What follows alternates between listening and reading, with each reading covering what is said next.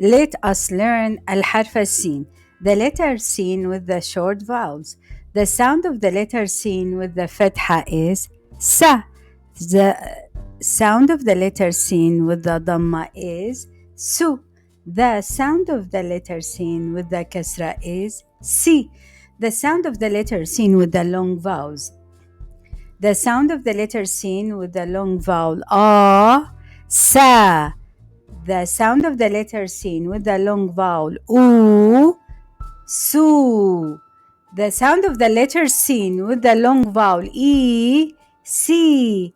The sound of the letter sin with the absence of the short vowels as-sukun as. The letter sin changes shape depending on its position in the word. Let's see some example of the words. The word سيارة starts with the letter sin and it means a car. The word سماء starts with the letter sin and it means sky.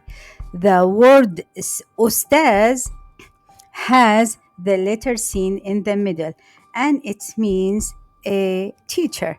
The word مدرسة has the letter sin in the middle and it means a school. The word dars ends with the letter sin and it means a lesson. The word ras ends with the letter sin at the end and it means a head.